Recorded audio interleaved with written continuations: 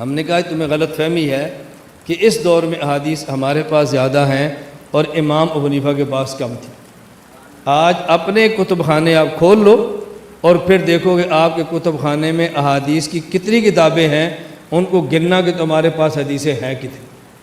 اور امام ابو حنیفہ اپنے بیٹے حماد کو وصیت فرما رہے ہیں، اس پہ وصیت نمبر 19 ہے، اپنے بیٹے کو فرما رہے ہیں وَأَن تَعْمَلَ بِخَمْسَةِ أَحَادِيثَ وَأَن تَعْمَلَ بِخَمْسَةِ أَحَادِيثَ، بیٹا ان 5 احادیث پہ عمل ضرور کرنا، جماعتها من 500,000 جو میں نے 5 لاکھ احادیث میں سے چن کے تجھے دی ہیں، 5 لاکھ احادیث میں سے چن کے تجھے دی ہیں۔ اب بتاؤ امام کے پاس حدیثیں زیادہ تھی یا تمہاری لائبریریوں میں زیادہ ہے؟ کیوں جھوٹ بولتے ہو کہ اس وقت کے بعد حدیثیں نہیں ہوتی تھی؟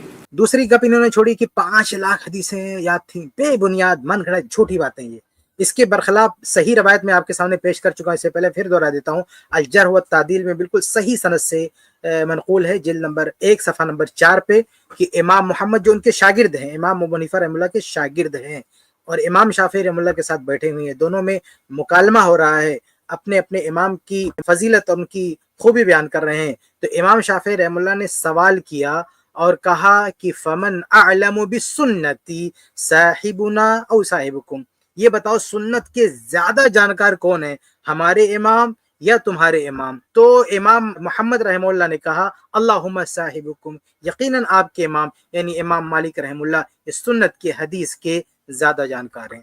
تو یہ وہ حقیقت ہے کہ ان کے شاگردوں کو بھی تسلیم ہے، لیکن یہ جھوٹی اور من گڑت باتیں لا کے پیش کرتے ہیں کہ نہیں امام ابو حنیفہ رحمہ اللہ کو بھی 5 لاکھ حدیثیں یاد تھی، استغفر اللہ۔ اچھا یہ بات رکھیں کہ ہر چیز کی ایک فیلڈ ہوتی نا، امام ابو حنیفہ رحمہ اللہ کو اگر 5 لاکھ حدیثیں یاد ہوتی تو بتاؤ محدثین کی جو پوری ایک بہت بڑی دنیا ہے، اس دنیا میں اس کا ڈنکا بجتا کہ نہیں بجتا؟ محدثین چاروں طرف سے دوڑ پڑتے ہیں نا ان سے حدیث لینے کے لیے، لیکن نہ، محدثین نے ان سے حدیث نہیں لیا، بلکہ بعض محدثین نے لیا بھی تو لا کے جلا دیا۔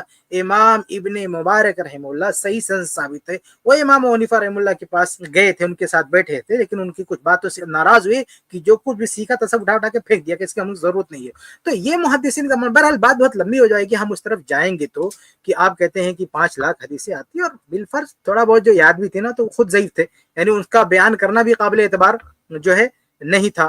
تو بہرحال وہ بات دوسری طرف چلے جائے گی۔ کہنے کا مطلب یہ کہ جو بیچ میں انہوں نے گپ بازی کی ہے اس کو میں نے واضح کر دیا کہ یہ ثابت ہے صحیح سندوں سے، جو ثابت شدہ حقائق ہیں، چاہے آپ ماہرین محدث حدیث کی دنیا سے جا کے پوچھیں، چاہے صحیح سندوں کو سامنے رکھیں، تو امام ابو حنیفہ رحمہ اللہ حدیث کے میدان کے نہیں تھے۔ ایک چیز اور بھی دیکھیں نا کہ ان کے چاہنے والوں نے مسانید ابو حنیفہ کو جمع کرنے کی کتنی کوشش کی، پورا ایڑی چوٹی کا زور لگا دیا، پوری دنیا کے حنفی مل گئے، لیکن مسانید ابو حنیفہ رحمہ اللہ کے مسانید، ان کی مرویات کو صحیح سندوں سے کتنا اکٹھا کر پائے؟ امام حنیفہ ضعیف ہیں بات چھوڑو، امام ابو حنیفہ رحمہ اللہ سے وہ بات ثابت ہو یہ کتنا اکٹھا کر پائے ہیں؟ ابھی جلدی کسی نے جو ہے کوئی کتاب شائع کی جس کے جواب شیخ رسال قصری حفظ اللہ نے جس کے بارے میں کچھ لکھا۔ اس کلپ کی فل ویڈیو دیکھنے کے لیے ہمارے چینل پر ضرور آئیں۔